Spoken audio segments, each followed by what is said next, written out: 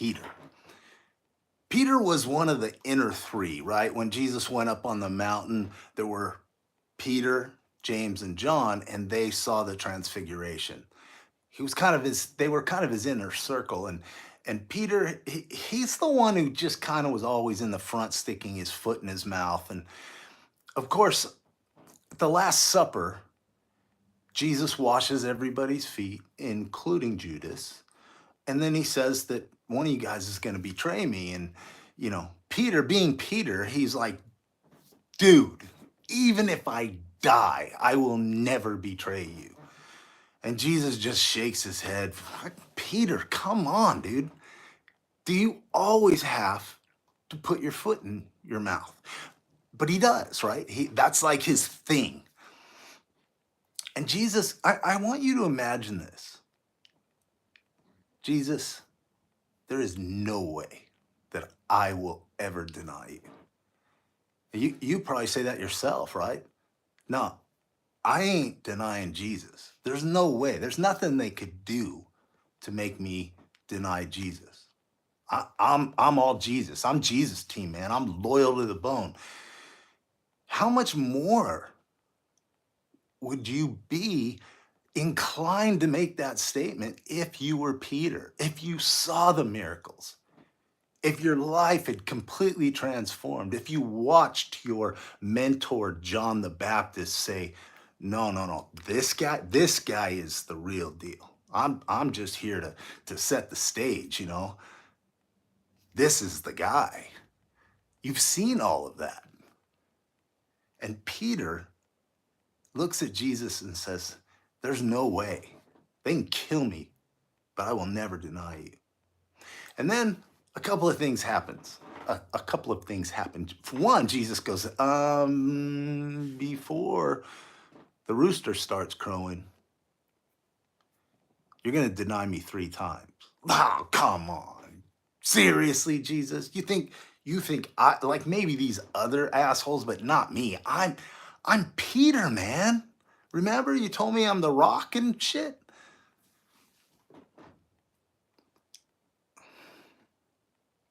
Then they go to the garden. And Peter falls asleep.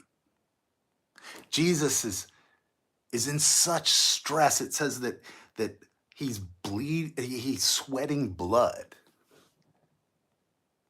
And Peter's sleeping. First thing, remember that. And then it goes along and Jesus gets arrested, and one of the accounts says he pulls out one of the soldiers' swords. I mean, think about it. He pulls the soldier's sword out, and does he attack the soldier? No, because he's Peter. He doesn't attack the soldier. He takes the sword and he goes after the high priest's servant, because like that would be easier, I think. But anyways, he's down. I'm gonna fight for Jesus, right? And then Jesus gets arrested, and it says all of the disciples ran away. But Peter did follow, right? He's the only one. Some of the gospels say that John followed as well, but Peter didn't run away. He followed Jesus. And then when the trial was going on, it says that he was warming his hands at the fire. And they said, no, man, you were with Jesus. I don't even know the guy, right? So that's 2, right? And then, oh man, I messed up the order. He was following Jesus. The other guys didn't. He was following Jesus, but it says he was following Jesus from afar. He didn't want to get too close. Oh, you'll die for him, right? But he doesn't want to get too close. He's following Jesus from far away. And then he's warming his hands at the fire, and they're accusing him. No, you're one of those guys. You're one of them. Look, I mean, you're even Galilean, right? But he wasn't. He was saying he wasn't. So that's 1, he's sleeping at the garden. 2, he's following Jesus, but he's following from far away. And 3, he's warming his hands. And all this time, he's denying Jesus. And then the rooster crows. and he realizes, I did it again. What I said I was going to do, I didn't do. Can you imagine? He denied the Jesus that just spent the last 3.5 years or so doing miracles, talking to him about the inner workings of God and the law. And he just turned his back on him 3 times. And this is the thing. He was sleeping when he should have been praying. He was following Jesus from far away. And he was warming his hands at the fire of the enemy. The people there, they were accusing Jesus, and they accused Peter. They were not part of the disciples. He was warming his hands at the fire of the people that were murdering Jesus. You see, there's a time to pray. You can't be sleeping when it's time to pray. And you can't be following Jesus but not wanting anyone to know you're following Jesus. It doesn't work, right? And you can't really spend a bunch of time with people that hate Jesus. Now, I mean, you can, but what happened? Peter betrayed Jesus. Peter denied Jesus. You can't be sleeping when you should be praying. You can't be following Jesus but not wanting anyone to know. You can't be warming your hands at the enemy's fire without having some kind of impact on who you are. And eventually, when the pressure's on, when the fear's on, when the depression comes, when you're under this attack, in that moment, what you've been doing, it's going to determine what you do. You see, in order to follow Jesus, we got to follow close.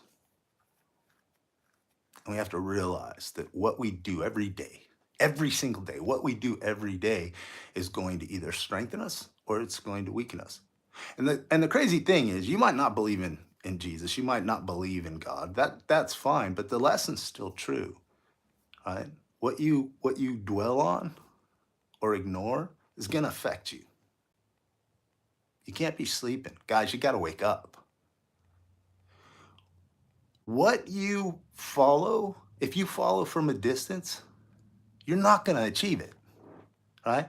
It doesn't have to be about Jesus. The story tells it. If you follow something half-heartedly, you are not going to get to the finish line. And then the third thing, AA, as it so often does, says it perfectly. If you hang out in a barber shop, you're bound to get a haircut, which I don't really need to get a haircut anymore because it only grows to here. But that's the thing. Who you're with determines whether you're going to succeed or not. What you give yourself to half-heartedly, you're going to screw it up. And what you focus on or distract yourself from, it's going to have an effect on your overall life, on who you really are inside. Now, as I read that, I realize that there's a lot of things that I need to. The biggest one, because if you read something and you see something, that's great. That's good. That's what we should do. But if you don't do anything about it, I mean, does the world really need more Christians that don't love people? More Christians that condemn people? More Christians that support violence and ignorance? And force it. Like, God doesn't force us to do anything, but as Christians, we're going to force other people to do it. If we read the scriptures and we see something in the scriptures, we have to do something about it. We have to do something about it. And so as I read this, as I see this, what I know I have to do is I have to stop distracting myself with shit that doesn't matter. And for me, it's the doom scrolling and watching TV. I swear every single day, I'm not going to do that today. And I always do. So what's my do today? My do today is actually a don't. Don't waste time looking at shit that is not going to help me be the person that I want to be. So, yeah, so that's my thing. I'm seeing some comments here. I'm not saying that you are wrong, but I only trust that we know to 100%. I don't know what that means. I only trust that we know 100%. I'm not sure what that means. Too close is always too close. No one want to do something too much. Well, okay. Papa Noel, yes, I've been called Santa Claus before. Have been. So, okay, if the last person, Victor, I didn't understand what you said there. So if you want to say it again, I'm going to get off pretty soon. So I'll give you a second to type on that. Thank you all for coming. I'm going to say a blessing to us all. And then if the question pops up, I'll answer it before I take off. All right? So may the love that fires the sun set alight your own heart so that you might be warmth and light in a cold, dark world. Bless you all. Rev loves you. And Victor, I don't see a question popping up. So leave a question in the comments, like write that again, and I'll get to it, I promise. So thanks for joining me this Sunday. And just remember, oh, wait, remember another thing. Tonight at 5, I'm going live again, but this time I'm continuing the teaching on forgiveness. And I'm actually going to get into this idea with Peter and Judas. But it's part 3 of the series on forgiveness. We're talking about that tonight. And essentially what we're talking about is, are we gonna be a Peter or are we gonna be a Judas? Because it's a tale of 2 failures. 2 failures. We covered one of them just now, but we're going to get into what forgiveness means for us as people. So we're going to do that at 5 Pacific time. So in, almost 2 hours, I'm going to be live again. So if you want to come back, that would be great. And please like, share, do all that shit because it helps me and I'm selfish. Hey, love you guys.